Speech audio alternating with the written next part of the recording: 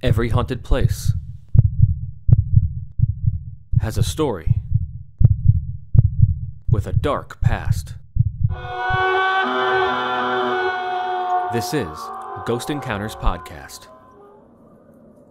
Due to the graphic and violent things discussed on this episode, listener discretion is advised. Welcome back, all you spooky people, to the 7th episode of the 2nd season of Ghost Encounters Podcast. I am paranormal investigator Justin Torok. And I'm Jordan, the group scientist. And I'm Kayla, your spooky supreme. Happy Halloween, everybody! Happy Halloween! This is a special Halloween episode that came out on Halloween. And last year, we did Draculas and vampires. That was a last week. You said last year. Yeah, last year. Wait, did we do vampires a year ago? Yeah. Yeah, we did that. That was a Halloween special. Yeah. Girl. Kayla forgot what year it is. It's been a trip. It's been a trip. Holy crap. Yeah. I was locked in my house for 3 months, so... Time escapes. Yeah, we've been doing this podcast for... Wow. Yeah, a year and a half now. It's been a while. Holy moly. I'm just gonna bask in the time. That's gonna take me a minute to take in. Has it been? Wow. It has been that long. Oh, wow. Yeah. Moving on. My goodness. Well, I'm sorry I interrupted you. No, that's fine. Woo! So yes, last year we did Dracula and vampires. This year we have another special topic for Halloween. But first, a few announcements. Kayla, again, I'm so happy you're on this podcast episode. I'm so happy to finally be back and stay back. Thank you. How is Hank? Hank is doing a lot better. We did take a little bit of a step back last week. He's having some issues standing up now, so we were able to get his next surgery moved up to November 8th. However, that does mean we need a lot of money in a very short time frame. So do you have a GoFundMe set up? We do have a GoFundMe set up. I will share the link in the show notes. So if anyone feels like helping out my little boy Hank, he is going in for his last 3 surgeries out of about 7 total. So wow. He's on the last home stretch to a pain-free life, but this will be the first time his knees have bent in all of the 9 years that he's been alive. Oh my gosh. Yeah. He's about to have his first chance at life. So everyone, please donate whatever you can. Anything would help. Thank you. He will appreciate it. And I promise to post videos when he's running again. Yes, please. Oh, I cannot wait to see it. And just a reminder, the Spooky Shop is open. So when you're going on the GoFundMe page, go give Hank some money for his surgery and then scoot over to the Spooky Shop and buy some merchandise. If anyone buys any merch in the next 30 days, the profits will go towards Hank's surgery. Oh, thank you, everyone. And don't forget, it'll be a great episode to watch on Halloween. The Perry Mansion episode of Ghost Encounters is out. It's super spooky. A lot of great EVPs and evidence. Whole bunch of great stuff. If anyone is interested in sponsorship on the podcast, please let us know. And Jordan, why don't you announce what this topic is for this special Halloween episode? Werewolves! Oh! Yes, werewolves. In fact, there are actually some true werewolf stories throughout history, and we'll get into those. But first, werewolves as we know them are humans who possess the unwilling ability to transform into a werewolf at night automatically when a full moon is present and transforms back into a human by day or if the full moon fades. Obviously, some of this stuff has changed a little bit throughout different stories and things like that. But this can be the result of being cursed by a witch or bitten or scratched by another werewolf. When in werewolf form, these bloodthirsty beasts cannot control their lust for killing people and animals. They can only be killed by using silver, such as a silver blade or silver bullet. However, killing the werewolf also kills the human. And it's always wondered, where did werewolves originate? Like, it's easy to track down where vampires originated, but werewolves is a little tough. It's kind of unclear where the werewolf legend came from, but some scholars believe the werewolf made its debut in the Epic of Gilgamesh, the oldest known Western Porce, when Gilgamesh abandoned a potential lover because she had turned her previous mate into a wolf. Werewolves made another early appearance in Greek mythology with the legend of Lycaon. According to the legend of Lycaon, the son of Pelasgus angered the god Zeus when he served him a meal made from the remains of a sacrificed boy. As punishment, the enraged Zeus turned Lycaon and his sons into wolves. Werewolves also emerge in early Nordic folklore. The saga of Volsungs tells the story of a father and son who discovered wolf pelts that had the power to turn people into wolves for 10 days. The father-son duo donned the pelts, transformed into wolves, and went on a killing rampage in the forest. Their rampage ended when the father attacked his son, causing a lethal wound. The son only survived because a kind raven gave the father a leaf with healing powers. That sounds kind of like Skinwalker-ish. Right? A little bit, Wasn't yeah. that like, isn't that like a Skinwalker thing where they wear pelts to turn into the animals? Yeah, very strange. Interesting. Many so-called werewolves from centuries ago were in fact serial killers, and France had its fair share. In 1521, Frenchmen Pierre Bergot and Michael Verdun allegedly swore allegiance to the devil and claimed to have an ointment that turned them into wolves. After confessing to brutally murdering several children, they were both burned to death at the stake. At the time, burning was thought to be one of the few ways to actually kill a werewolf. Giles Garnier, known as the Werewolf of Dole, was another 16th century Frenchman whose claim to fame was also an ointment with wolf morphing abilities. What's up with these wolf ointments? Yeah. If my doctor prescribes me another ointment, I'm saying no. According to legend, as a wolf, he viciously killed children and ate them. He too was burned to death at the stake for his monstrous crimes. Whether Bergot, Verdun, or Garnier were mentally ill, acted under the influence of hallucinogenic substances, or were simply cold-blooded killers is up for debate. But it likely didn't matter to superstitious Europeans during the 16th century. To them, such heinous crimes could only be committed by a horrific beast, such as a werewolf. So in doing research in werewolves, there's a word that comes up quite often, lycanthropy. Jordan, can you tell us what the heck that is?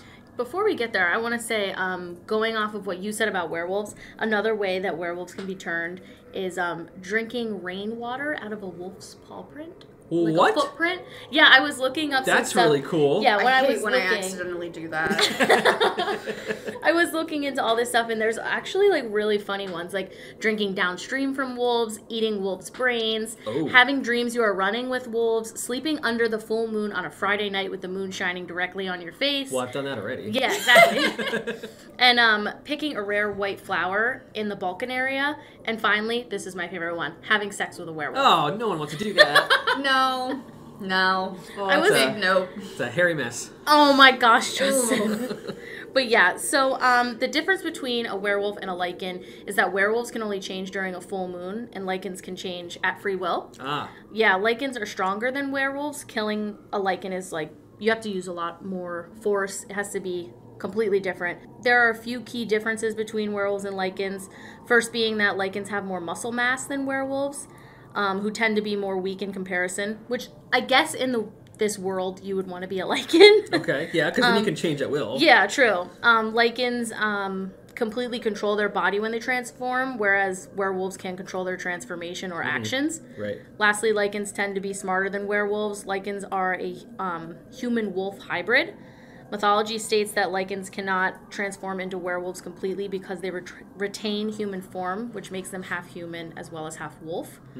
So there's actually a medical term called clinical lycanthropy. It is a rare psychiatric syndrome that involves a delusion that the affected person can transform into or has transformed into an animal. The patient has delusions or hallucinations of becoming a wolf or another animal, accompanied by animal-like behaviors such as howling, snarling, and walking on all fours. Jeez. Wait, hold on. I knew a girl who thought she was a cat. Oh my god. Or she was a cat. I don't want to discredit whatever she was feeling, but I feel like this was something that Yeah, was... maybe this is what she was Wow. going through. Yeah. Like, Did she purr? Purring, all fours, meowing. I'm not making fun. No, but that very, is a very little, sweet girl. But yeah, that's so strange that you brought that up because Yeah. I actually did know a girl who lived her life as a cat. Yeah. that Wow, would be interesting. That's the same thing. Yeah. Yeah. I did read that there were people that thought they were frogs and and birds, which would be terrifying if they decided to try to fly. And that in Asia, there's a lot, especially Japan, a lot of people say that they think they're foxes. So, Okay. Yeah, It it's sounds other like animals. it could be like part of like a paranoid schizophrenia type thing. Yeah, there's definitely some sort of mental condition there. So clinical lycanthropy is a very rare condition and is largely considered to be an expression of a psychotic episode caused by another condition such as schizophrenia, bipolar disorder, and clinical depression. It has also been associated with drug intoxication and withdrawal, traumatic brain injury, dementia, delirium, and seizures. Wow. And it's obviously this can be treated with medications. I know that they said they can like put them in a certain like space and it can try to help them figure out like how to maneuver in the space right and correctly. Are we talking like padded room? Or, yeah, like I think it's like they try to put them in like a culture-based situation where they can learn behavior like the correct way and take them out of this kind of behavior. Yeah. So we've all seen werewolves in many movies and things, of course. such as Professor Lupin in Harry Potter. That's a great example of a werewolf as we know today. We know that he turns into a werewolf on full moons. Yep. He can't control it. He does have this serum or something, apparently, that he can take. to kind of but, keep it at bay. As soon as the full moon's out, he transforms and he cannot control himself. One of my favorite werewolf adaptations is in Van Helsing. I was actually just watching that. And, again, people transform into a werewolf when they've been bitten or scratched by another werewolf.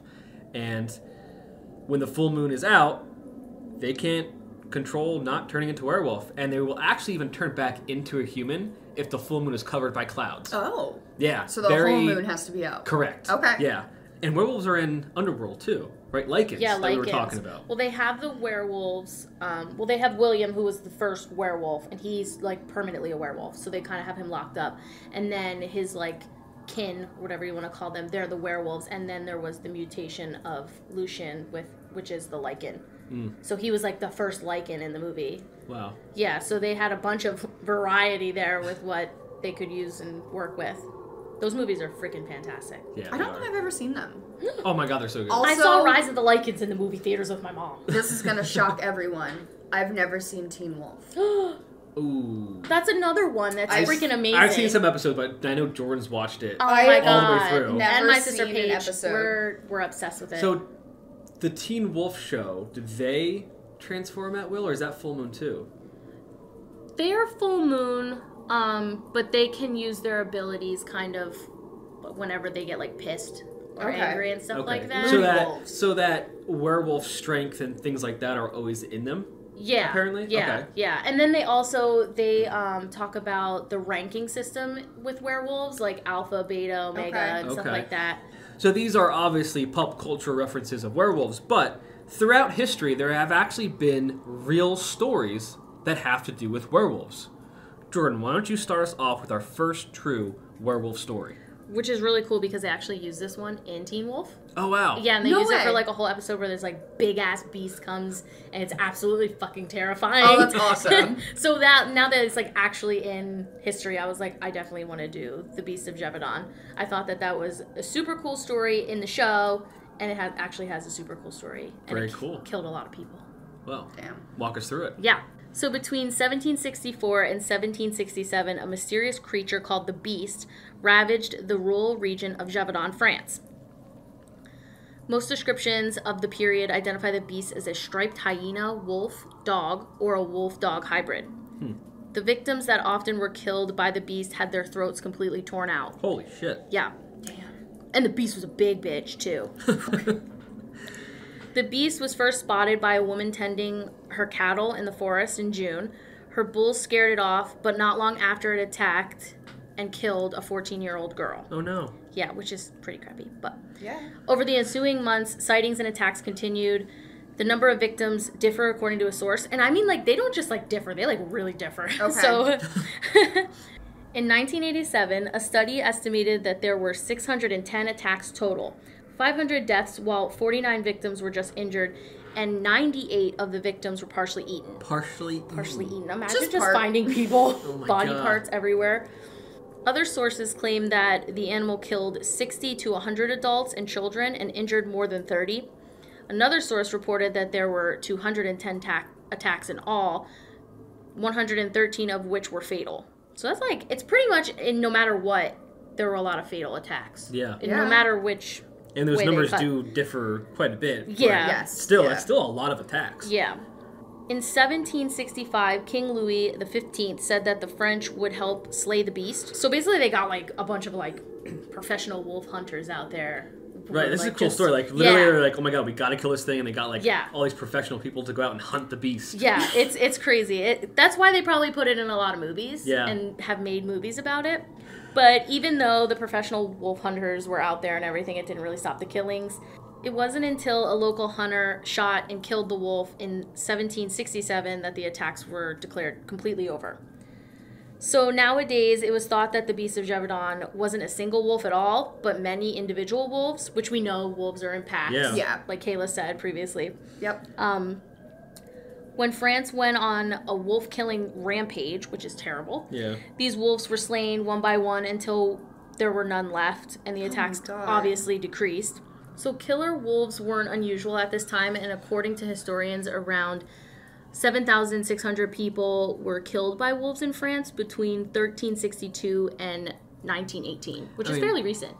If you think about it. That is fairly recent, 1918. I mean, that is a long period of time, but still, 7,600 people killed by... I mean, that's just Wolves? an By wolves insane amount of alone. money. An insane number of people. Yeah. Yeah, and it makes sense that they thought it was like a werewolf creature. I mean, people were half-eaten, their throats were Yeah, cut like it's out. not like how a serial killer would work. Right. No. You know, they wouldn't just, well, I mean, maybe if they were cannibals. Well, Very cool story. I like that they use that story in other werewolf pulp culture references. Like, yeah, that's it pretty was cool. super interesting. The next one we're going to talk about, I looked up, is the Livonian werewolf. Werewolf confessions can be quite strange, just like the story of Theus of Kettleburn. Living in Swedish Lovania in the 17th century, Theus was widely believed among his neighbors to be a werewolf who had dealings with the devil. oh shit. Local authorities didn't really care since Theus was in his 80s. Oh, he was an oldie. But when they brought him in for questioning on an unrelated matter in 1691, he voluntarily began divulging details of his werewolf lifestyle. He's been waiting for someone. Yes, he has. He was like, it's about damn time. Lizzo started playing in the background.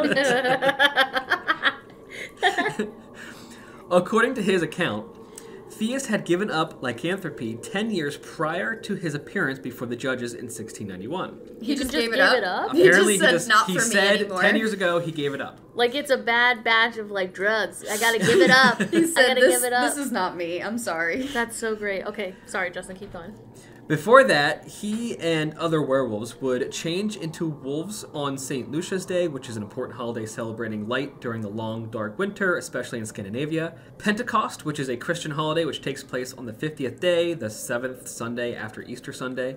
And Midsummer Night. Midsummer celebrates the summer solstice when the sky never fully darkens in northern Scandinavia. I heard about that. And they Really good celebrate movie. these by wearing magical wolf pelts, although he later changes his story and they say they just strip naked and turn into wolves. Lit. Yeah, his story Wolf changed. orgy? His wolves, his wolf story changed quite a bit in his confession. Interesting. They would then parade around the countryside, killing farm animals, cooking and eating them. When asked how wolves could cook meat, he then declared that they were still human, not wolves, when they did that. And his story only grew stranger.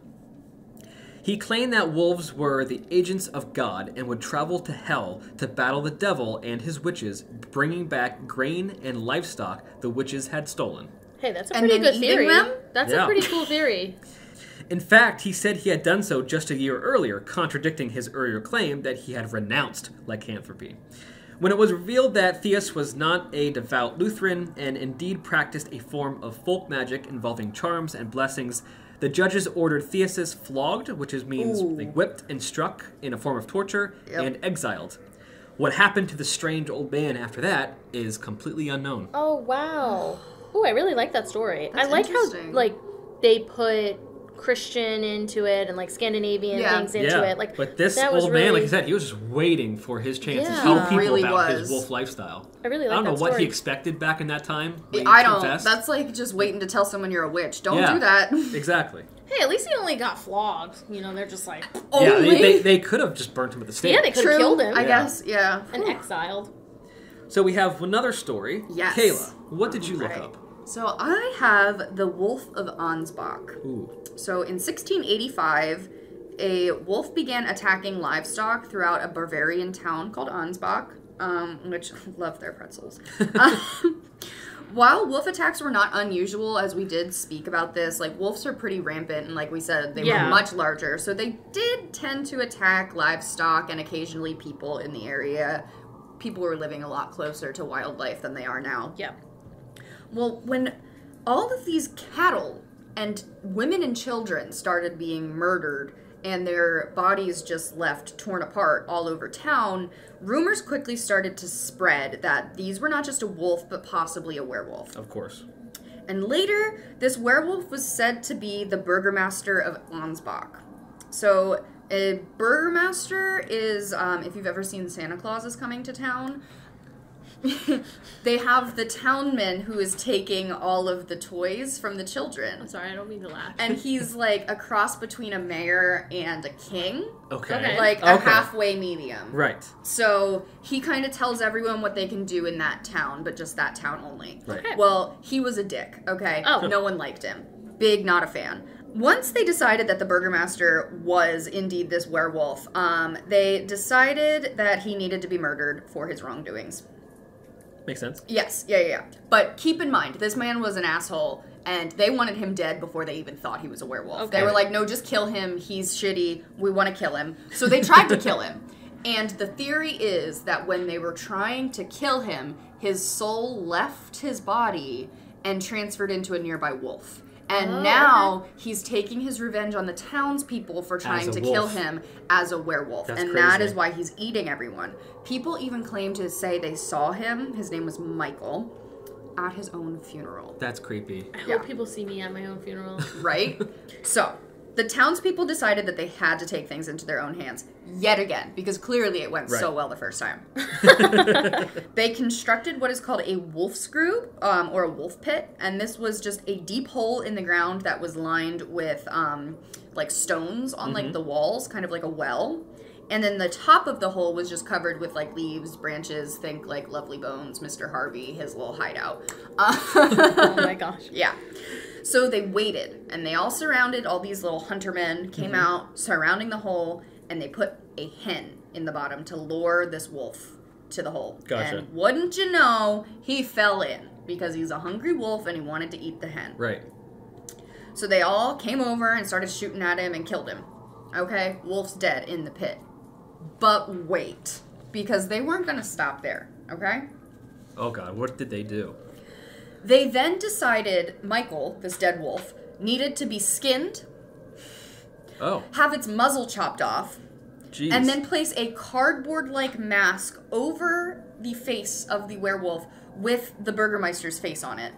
Oh. So he was wearing a mask of the Burgermeister, skinned completely, just bloody, not flesh. And then they put his cloak that he wore all the time on it, with a wig, and put him on top of the biggest hill in town so that every single person could see that he has been killed and everyone is safe. These townspeople really did not like him. Yeah, they're ruthless. And that is the tale. It's a wild one, but that is what happened, allegedly. Wow. Wow. Interesting. That's a crazy story. Yep. That was intense. It was quite... If you think that's rough, just wait till later. Oh, jeez. Not ready. Well, on that note, we are going to sink our teeth into a short break, and when we transform, we'll be right back.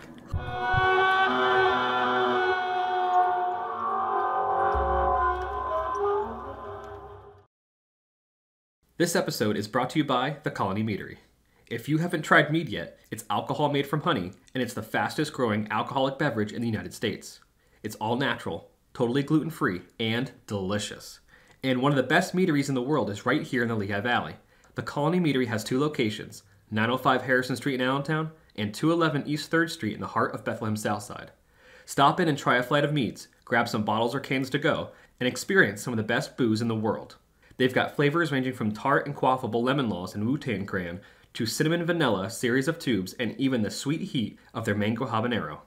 Learn more at either location or at colonymeadery.com. Ghost Encounters podcast and show is sponsored by Phoenix Fire Media. Bring the heat to your online presence with their expert social media marketing, photography, and video productions. Visit phoenixfiremedia.com. If all you spooky people are enjoying the Ghost Encounters podcast, hit subscribe and give us 5 stars. Follow us on Facebook, Instagram, and TikTok at GhostEncountersPA. To watch full episodes of the Ghost Encounters show, visit ghost-encounters.com. The Spooky Shop is now open for Ghost Encounters merch. Visit ghost-encounters.com and click on Spooky Shop.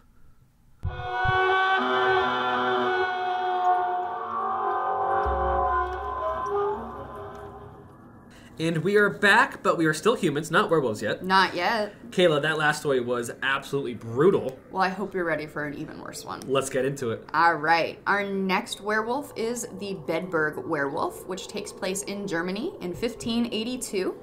And we are going to focus on a wealthy, widowed father named Peter Stube. He was tending to the farm that he lived on day to day. That was just kind of what he did with his life. Living with his 2 daughters, and his wife had recently passed. We don't really know how, though, so we'll get there. Word started to spread between neighboring farms about mysterious violent massacres of farm animals, mainly cows, and again, women and children. It seems that it's a reoccurring theme. Always, it's the easy ones, you know, because they just livestock go for, is being murdered, and so are women and children. They go for what's easiest to dominate. In the 1582, the women and children were home. Women are probably in freaking bajillions layers of freaking clothing, so them trying to run away is like them running away. Imagine running in your freaking comforter. Yeah. Like you have your comforter around your legs. Put a snowsuit on. But then again, they're the ones that are home. Exactly. So the wolf is when the around father's the premises. out working, hunting, whatever he's doing. They're the ones that are home, vulnerable. Yeah. Exactly. Well, it was originally thought that these heinous acts were being committed by a wolf. Slowly, again, the town decided maybe it was something else. Maybe this was more of a werewolf was walking around. But no one had seen anything other than the typical wolves. So, was it hiding during the day?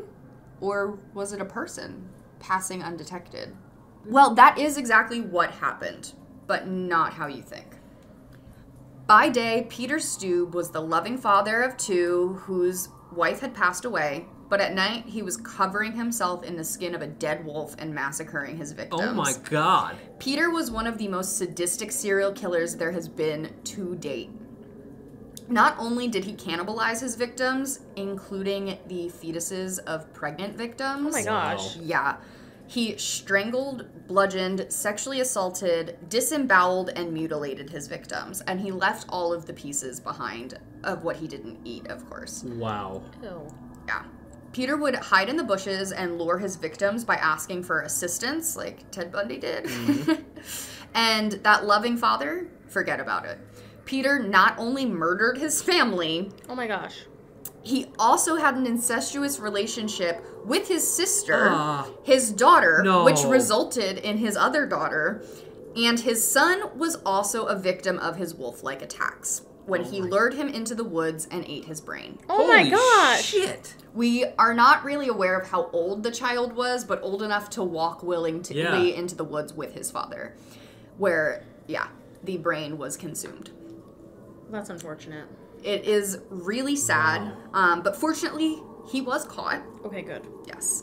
So while hunters were staked out waiting to find this werewolf, they're hiding around town, they had their dogs out. Like, they thought, okay, we'll stay here and our dogs will chase after this werewolf, which it did. And they swear this was a giant beastly wolf that these dogs were running after. One man swears by it. He said, absolutely not. That was a giant wolf that my dogs were chasing after. When he found where his dogs had led him, Peter Stube was in the corner of a building, just in like a dead end, with a walking stick. And that was it. He was eventually tried for his crimes because he was fleeing a scene of a crime where the dogs found him, so they were easily able to link it all to him. Yeah. And his punishment was execution, where he was tied to a wheel. He had his limbs broken with an axe. His flesh was pulled from the bone in 10 different places, and then he was decapitated. That is still too fast for his crimes. Yes, Wow. absolutely. But that is probably one of the craziest executions I have read of so far. It was a wild execution. And unfortunately, his daughter and his mistress were also burned at the stake because they were hiding his crimes. We don't really know if he was a werewolf, but like I said, these hunters swear they took it to their deathbeds that their dogs chased this wolf away from the attack and led them directly to Peter. Wow. So, that's up Side to you. note, he was eating brains, so who's to say he wasn't, like, you know, suffering from, like, a prion disease? Yeah. Yeah. He was eating how much human flesh? That's a lot of human flesh he was eating. He was attacking and attacking. There was no count on how many victims he had, but he was terrorizing this town. So it was not one or two victims. He really, it was bad. And one of the most brutal serial killers that I've ever read about. That's terrifying. That's absolutely insane. Wow. I like how these stories always have a twist. They always every do. single one. Yeah. So, Jordan, what was the next story that you researched? So the next story is the Werewolf of Alaris. So I took most of my information from the website Werewolves Among Us, 5 real-life werewolves from history. So this werewolf story was widely thought of as Spain's first ever serial killer by the name of Manuel Blanco Romasanta. All right. Born in 1809, he had been raised as a girl until about the age of 6, at which point doctors discovered that he was a male, which is mind-boggling. I have a question about that. Yeah, that's... Isn't there an appendage that would make that pretty... Yeah, it's like bad practice. Unless he had an innie instead of an outie. I love being a lesbian. Okay, moving on from the appendage talk. Hold on, but there have been other serial killers that have been raised like this, and they ended up being serial killers in the end. Well, I feel like having your gender completely just, like, forced on you when it's not correct has to hurt you mentally. I mean, traumatizing. It's traumatizing. It's not fair for anyone, especially when, like, a doctor should have picked up on something like that. Right. Yeah. So, he grew up, obviously, figuring out that he was a male and trying to adapt to new life. So he grew up, got married, and worked as a tailor. When his wife died in 1833, he took up the traveling salesman trade and also guided travelers around Spain and Portugal. His first known murder was Vincent Fernandez. Fernandez was found dead in 1844 after attempting to collect a debt from Romasanta. So basically, he owed him money. Yeah. Okay. Tends to get you killed. Yeah. Rather than face the law, Romasanta fled to Portugal. During this time, he murdered several people who had hired him as a guide. Wow. That's crazy. He's just like, hey, I'll be your tour guide. And in the dark, stab, stab, Sure, stab. yeah. Like, you're not going to get to your destination. Yeah, exactly. He was not a cunning man. Romasanta was noticed selling their clothes, and rumors started circulating that he was selling soap made with human fat. Ooh. What? Ew. Wow. How does it suds? I don't know. But you're literally washing yourself with human. Oh, that's terrible. No, thank you. So later a complaint was made and Romasanta was arrested. He confessed to 13 murders, but here's when it gets a little wolfish. He said he had been cursed with lycanthropy, but upon being asked to demonstrate his transformation abilities, he declared that the curse had passed, which is like the other stories that we've been talking about, and he was no longer like afflicted. I actually have a direct quote from the trial. Ooh. Yes. So, and I quote, "The first time I transformed was in the mountains of Cusco. I came across 2 ferocious-looking wolves. I suddenly fell to the ground and began to feel convulsions. I rolled over 3 times, and a few seconds later, I was a wolf. I was out marauding with the other 2 for 5 days, until I returned to my own body, the one you see before you today, Your Honor. The other 2 wolves came with me, who I thought were also wolves changed into human form. They were from Valencia. One was called Antonio and the other Don Gennaro. They too were cursed. We attacked and ate a number of people because we were hungry." Direct quote from him. That's crazy. Yeah. I don't give a shit how hungry you are. You don't go around eating people. No. Well, he just transformed into a wolf. Maybe he couldn't help it. He seems pretty, like, there. Yeah. He knows what he was doing. Yeah. So he was actually acquitted for 4 of the deaths. How? What? What? Oh my god. Sounded like you guys were playing Clue and you found out who fucking murdered everyone. Forensic examination found that the murders had been committed by real wolves. Oh, okay. However, he was found guilty of the rest. So out of the 13 total, we Okay. have the 4. Yeah, okay. All right. But he that makes said they sense. were wolves at the time. Yeah. So it could have been his wolf spit that they found there. Not that I think they were testing wolf spit back in Not 1833, but I don't know what kind of forensics they're even trying to say they had back in 1833 other than teeth. So when they did a deep examination of Roma Santa, the doctors determined that he had invented the curse himself and was sentenced to death. Okay. Which I feel like we all knew that was coming. Yeah, I mean, typically. Yeah. So it was later changed to life imprisonment on a request from a French hypnotist who believed that Roma Santa was suffering from a delusion. Okay. And petitioned his execution, basically. All right. Imagine he wanted to study him. Yeah, but imagine it today, a hypnotist was like, nah, we're going to keep him alive. Yeah, Like, that would never hypnotist happen. not, Yeah, like, I feel like if it was more like a doctor of some sort, like, maybe he was, but, like, because it says that he wanted to study the man, so if he wanted to study him, I feel like that's more science-based than just being a hypnotist. Yeah.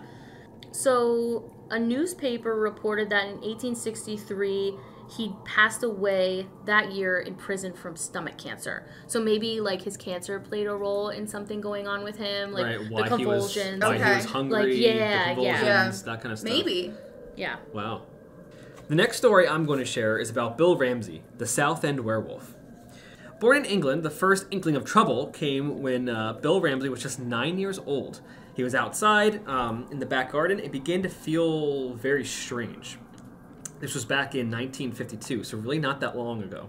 An icy blast of frigid cold swept over him, and his sweat literally froze on his skin, and there was a foul stench coming from him that almost made him vomit.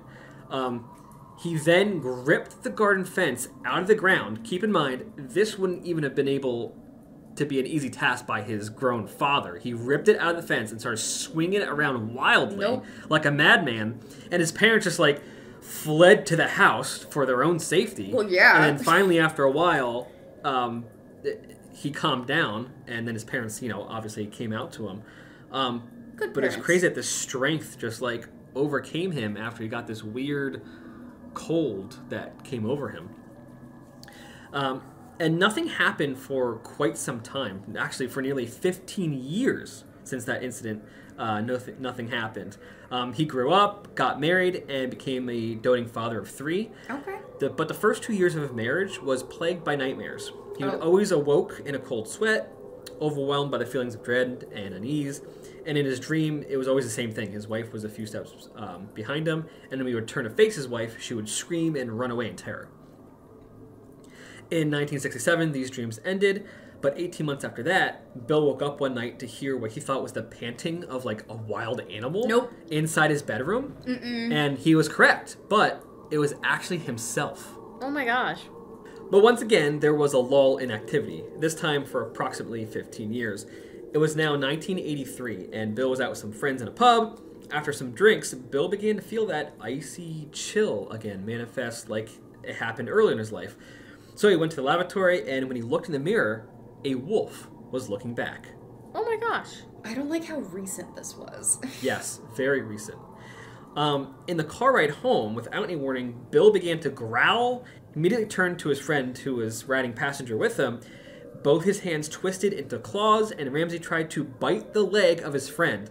The driver stopped the car, and they all attempted to get the raging Bill out of the back of the car. It took quite some time, and then finally Bill got out, and his frenzy dissipated. Did anyone have a Snickers?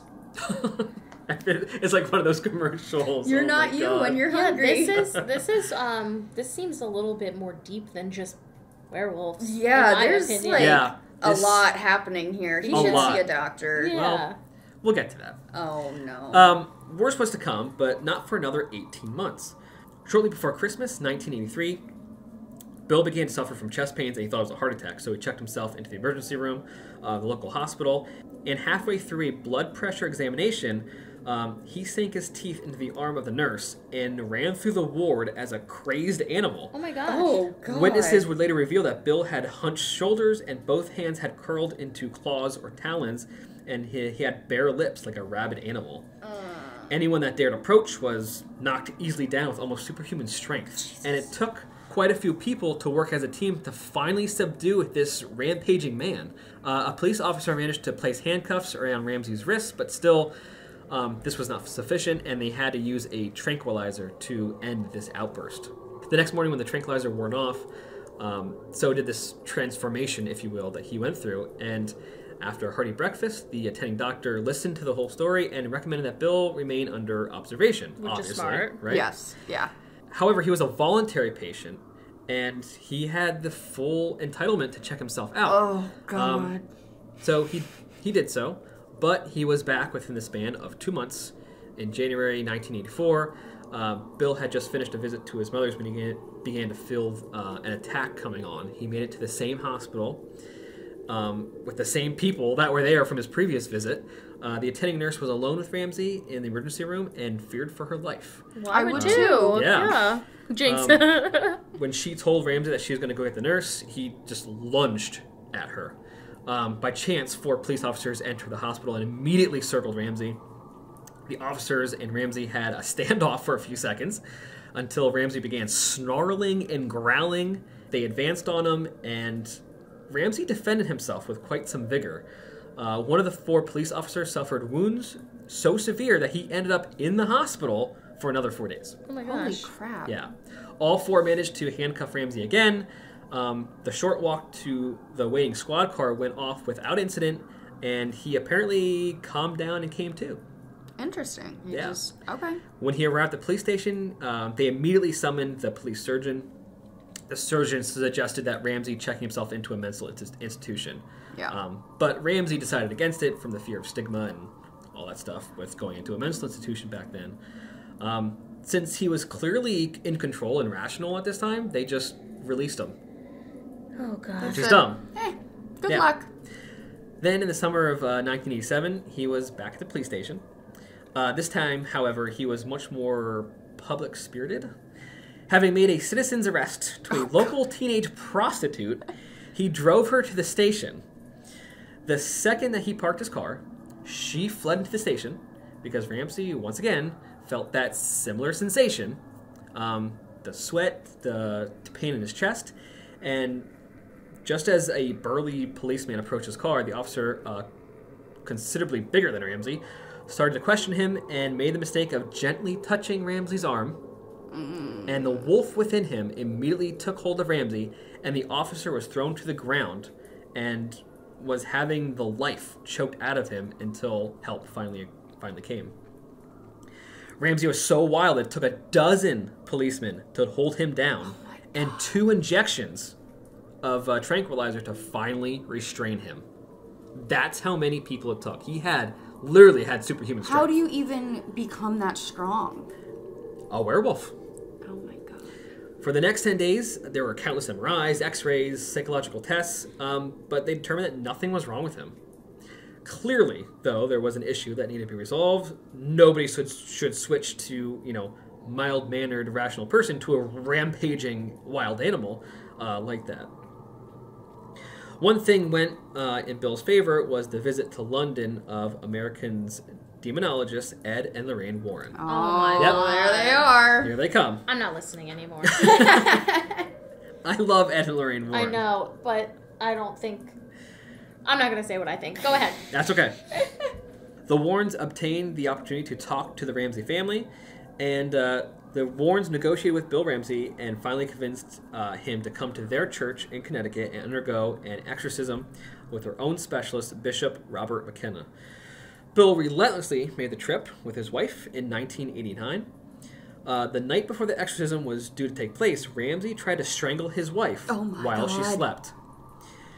The exorcism actually began, and Bill was not impressed when it started. The service was being conducted in Latin, and for half an hour, nothing happened at all. Bill was kind of just sitting there bored, like, wow, this is it. This is what's going to happen. Like, nothing. I feel like that's like how I would be. I'd be like, wow, this is what these people say they can do to me. But then suddenly, Bill took an entirely different appearance. His face contorted, and both hands formed into claws. McKenna commanded the demon to leave. The full force of werewolf fury descended onto McKenna one time and then disappeared for good. The whole event was apparently recorded on film. Of course it was, because it's Ed and Lorraine Warren. Yeah. I think they're wonderful. I know you don't like them. Keep going. But Bill Ramsey last appeared in public in 1992, the year I was born, when he updated on his progress. I love how you added that. Yay, birthday. But just to show that, like, you know, this wasn't recent. wasn't that long ago. This was very Our recent. other stories took place in, like, the 14, 15, 1600s, yeah. and this was just, 30 years ago. Interesting. Just before his exorcism, the transformation was increasing in both frequency and seriousness, as we heard throughout the story. But since the exorcism, he had no incidents, no rampaging, nothing. He was completely fine, and he just lived a long, quiet life. So me being me, don't you think that maybe it could have been psychological, where he felt like something was going to happen, so he made something happen?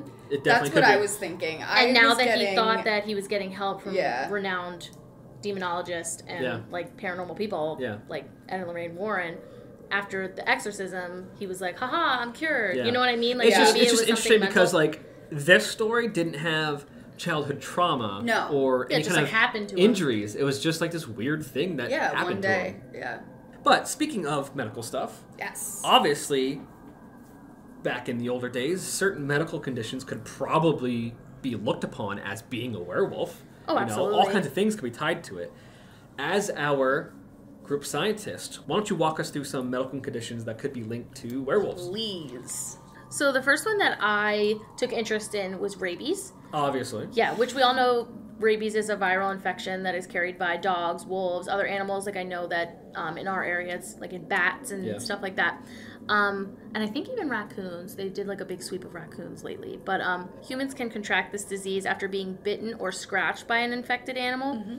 Rabies affects the central nervous system and can cause a wide range of symptoms in people, including extreme agitation, which makes sense. Mm-hmm. Yes. Painful contractions of the throat muscles, hallucinations, biting other people, and an excessive fear of water, which I didn't know about. Oh, I heard about that. I never heard of It's that. just so strange. But here we have a link to werewolves, because if you're bitten or scratched by it, you kind of become a wild animal. Exactly. Yeah. But when you get rabies, you usually, if you're not getting treated and you're not getting your shots or whatever, because I think there's like a series of shots that you're supposed to get. Mm-hmm. If you do come in contact with rabies, you usually die in 5 days after being bitten or scratched. Yeah, so I didn't know it was that fast. Yeah, as soon as symptoms start, there's no turning back. You're gonna die. Yeah, you're gonna die. Wow. There's nothing they can do. Yeah, so if you get bitten by any animal at any time, you should go to the hospital and get shots for rabies just in case. Like, I had a teacher at Kutztown University that he had a bat. I don't remember if it was like his cabin or wherever he was. There was like a bat family that flew in the house, and they got their rabies shots. Yeah, because you don't know. Because he you don't know. He had to get the bats out. Yeah. So he didn't know if he was scratched or whatever. So. And it could be just a little tiny bite or scratch, and you don't know. So we already talked about clinical lycanthropy already, but a third one is hypertrichosis. What is that? It's called werewolf syndrome. Oh, of course. So yeah, it's an abnormal amount of hair growing all over the body. Oh, okay. Yeah, so it's pretty common in like circus. Like if you watched like The Greatest Showman and stuff, the guy that has the hair all over his face. That's basically what it is. Okay. Yeah. Gotcha. So there are two distinct types of hypertrichosis. One is generalized, which occurs over the entire body, and localized, which is in a certain area. Okay. Hypertrichosis can be either present at birth or acquired later in life. Cases are extremely rare, occurring in only 1 in 1 billion to 1 in 10 billion. That's very low. Yeah. So fewer than 50 cases have been documented. It can affect men and women, which I didn't know that it could affect women until I was looking up everything, and there was actually like a bunch of women that had, and it's cool. It's interesting because they like have this long blonde hair on their face instead of like the men that have like, they have like the extra like lion beard looking thing and the face hair. So causes can be from certain cancers. This condition is also linked to metabolic disorders such as anorexia, hormone imbalances, such as hyperthyroidism, and it can be a side effect of certain drugs, which I'm pretty sure I've seen on some bottles before, Interesting. that it can Excessive cause like hair growth. excess I didn't hair know that. growth. Yeah. But in terms of genetics, which is my favorite part, an affected female carrying the hypertrichosis gene has a 50% chance of passing it to her offspring, and affected males will pass this to his daughters, but never their sons. Oh. Okay. So it seems like more women would be affected then than men. Yeah, but then you can really only see it like in like movies or like circus pictures. If you look up circus pictures, it's all males. Yeah. Like, you That's really weird. don't see women that often. And like we said about the circus, I can totally understand because science was so limited back then. Right. Obviously, people are going to assume stupid things and put, Exactly. Like, Right. you know, if you give birth to somebody, well, female gives birth to somebody, they're going to obviously be like, why the hell does this kid look like this? And just drop them off somewhere. Right. Like, you know, people didn't give a shit back then. Yeah. No. So that's why you probably saw people in the circus like you did. Uh-huh. Because they didn't want them and they didn't know what the frick was wrong with them, which is super, super sad. But the next one is the one that you sent me, Justin. Peter the Wild Boy, Yes. which I've never heard of. So I was super interested in looking this stuff up. So Peter the Wild Boy was a boy from northern Germany who was found in 1725 living wild in the woods. And they found him during a hunt, like when they were, you know, obviously hunting. Okay. The boy of unknown parentage had been living entirely feral. Holy crap. Wow. And they had no idea how long he was living out there. He was surviving of eating forest flora, Oh my god. and he walked on all fours, exhibiting uncivilized behavior and could not be taught to speak a language. So his whole life, I think Yeah. it said online that he lived to like 60 years old. He didn't speak at Wow. all. How did he live off of just like forest flowers? Yeah, like I would be worried that he would poison himself. Right. Yeah. You know, like or Yeah. like eat something that Or no protein. yeah. So it's now believed that he suffered from a very rare genetic chromosomal disorder, Pitt-Hopkins syndrome. Oh, and fun side note is that you can still go see his grave. Really? Yeah. Oh, wow. In Germany, it literally says Peter the Wild Boy on That's it. crazy. Yeah. You can find pictures online. So Pitt-Hopkins syndrome, which is known as PTHS, wasn't discovered until nearly 200 years after Peter's death. So it's traditionally associated with severe cognitive impairment. However, the true intelligence is difficult to measure given motor and speech difficulties because obviously Right. they're going through. Yeah, they can't really Yeah. determine it. Yeah. So some characteristics are deep-set eyes, prominent Cupid's bow. We all know what a Cupid's bow is, Yep. right? Like the Yeah. upper Little lip dip in area. the lip. Yeah. A little dip in your lip. I like that. Inverted lower lip, wide mouth, widely spaced teeth, wide and shallow palate, trouble with speech, seizures, breathing pattern abnormalities, and many others that could be found online. Like I found so many. Their list went on and on and on about Those how are this like- can be like. Basically, Those are weird anything could be a characteristics. symptom. Yeah, it is bizarre. Like they had like a whole section of just how they breathe. Like and Wow. they explain to you how it can be like Wow. characterized. Yeah. So there is a portrait in Kensington Palace of Peter, and you can match the characteristics to him in this picture. Okay. wow. Like he Okay. has the Cupid's bow, he has a short stature, the curly hair, drooping eyelids, thick lips. So you can tell that this is definitely what he had. Okay. And they just didn't know at the time that he Oh, had it. wow. Okay. So sad. So there's lack of treatment when it comes to PTHS. People with this, they use behavioral and training approaches Right. to try to help Makes sense. them. Like, because if Kinda you like catch it ADA. young, yeah, like if you Okay. catch it young, they try to teach them like speech and all of that stuff. Obviously, it's never going to be as great as like an average person, but they try. Okay. So in all these stories, it came out that the werewolf wasn't real. It was just a person, Exactly. and there were issues. Yeah. But can werewolves be real? Does the full moon have an effect on people? In many werewolf stories, a person only turns into a werewolf when there's a full moon. And that theory may not be too far-fetched. According to a study conducted at Australia's Calvary Mater Newcastle Hospital, a full moon brings out the beast in many humans. The study found that of 91 violent acute behavior incidents at the hospital between August 2008 and July 2009, 23% happened during a full moon. Wow. Patients attacked staff and displayed wolf-like behavior such as biting, spitting, and scratching. Although many were under the influence of drugs or alcohol at the time, it's unclear why they became intensely violent when the full moon was out. It is a thing because everybody, like, if people are driving weird, I know people are like, oh, it must be a full moon. Or, like, if something's going on, like... I can't sleep during a full moon. I have them marked. Headaches? Yeah. I have them all marked on my calendar so that if I ever wake up in the morning and I'm like, holy crap, like, why could I not sleep last night? Yeah. See, the full moon has an effect on you, too. Yeah, it's interesting. Yep. Very interesting.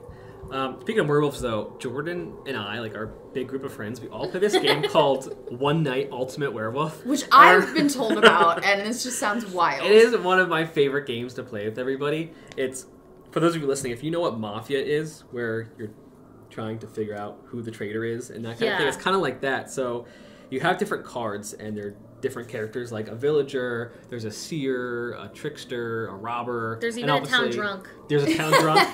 Yep. Which is great. And then obviously there's werewolves and minions. The minions assist the werewolves. The point of the game is try to figure out who's who, and at the end, everyone votes who to kill. And if you kill a werewolf, the humans win. If you kill a human, the werewolves win. And if you kill the minion, the werewolves win. Oh, yeah. I know. As long as the werewolf doesn't die, the werewolves win. And there's like different things you do throughout the game. It's like you switch cards and that sounds really fun. So like everyone closes their eyes and the narrator like tells you what to do while everyone's eyes are closed, so no one has any idea what happened overnight. And nobody has to sit out of the game. Okay. Because they have a narrator like app. Oh, so you just play the app, and you can obviously change who's in the game on the app and That's everything cool. like Yeah, that. swapping the different cards that are there, like you can add in 2 werewolves, like all kinds of stuff. It changes the game dramatically. That's and really if you neat. have the other like ultimate games, you can put like the vampire game in, the alien game in, along with your werewolf. That's game. when it gets really hard. Yeah, so it's like you need like a big group for all of that, because then you obviously the werewolves and the vampires are working together, and you have to try to find them, and all the rules still apply with the evil people. It's crazy. It can get really intense. Super fun. It's a super fun game. And then you get really pissed at each other because you're like, you're a freaking werewolf. And they'll be like, no, I'm not. I swear. No, I'm not. And then you kill a villager and they're like, hell yeah, it was a werewolf the whole time. It like causes fights. Yeah, you gotta be a good trickster and liar if you're the werewolf. Yeah, so funny. That's the best game ever. Well, before we end here, let's get into our section of the podcast for the spooky fan story. Yes, I'm so excited. I was just told about these. So this fan story is from a listener and a good friend of mine, Liz. She always sends me a bunch of messages, and she listens to our episodes almost religiously. And she always Thank you for listening. Yeah, she'll always come up to me and be like, I was so creeped out, or she'll send me a text message after the fact and everything like that. She is a good friend and a dear listener. And by the time that this episode comes out, she will be newly married. Oh, She's getting married this weekend. Awesome. Yeah, so congratulations, Liz and Spencer. So her story goes, my best friend Brandon lives in an old farmhouse built in the 1800s. We knew a few people had passed in the house, so we always assumed that there would be ghosts lingering. Somehow when we were in high school, we got our hands on a Ouija board. I know, bad idea, haha. Always a bad idea. Never smart. So he has this room attached to one of the porches called a fire room. It's interesting. It's literally all stone from floor to ceiling, and there's a fireplace in the room. One night we decided to light a fire and set up this Ouija board. I also think we had like the goldenrod plant around the room because we heard it brought good energy or some shit, lol. We were like 15. I don't know what we were doing. But anyway, we started asking questions like basic stuff. Is anyone here with us? Can we talk to you? Mm-hmm. And the thing started moving. No. I'm convinced Brandon is moving it, but he swears he isn't. We were kind of bickering about it at this point because I feel like Brandon is ruining the experience because that's how he is, lol. So we asked, what's your name? And this is where I basically shit my pants. A massive gust of wind comes from the stone room, knocks the window blind down, and the fire starts to go out. Oh, got a blast. God. Nope. It wasn't even windy that night, so it creeped us the fuck out. Never touched a Ouija board after that, ha ha ha ha. I love her little ha ha ha's in this story. It's not that great of a story, but it was enough to make me fear the Ouija board. Well, that is actually a good story. That is a really good story. As soon as you ask a question, like this gust of wind comes through, almost knocks the fire out of the fireplace. Like, that's crazy. Yeah. It's so funny because if you knew her, how I just read this is literally how she tells stories. And it's hysterical. Love that. She doesn't have side comments during her stories, but she has almost makes fun of herself during her stories. Oh, and she has like these little things. Oh, it's so funny. I always end up in like 5 different tangents about different things before I can even finish the story. But Liz, thank you for giving us your story and sharing, and Brandon as well, because he was also in the story. Yes, thank you very much. We Congratulations on Yes. getting married. A nice Halloween wedding. That's awesome. I can't wait. I'm getting drunk. All the other listeners, all the other listeners, to send in your spooky fan story, just email GhostEncountersStories@gmail.com, or you can message us on social. Everyone, we appreciate you. Thank you so much for listening. And again, happy Halloween. Yeah, happy Halloween. That's all the time we have for today. Stay spooky. Don't let the werewolves get you. Fuck, that's what I was gonna say.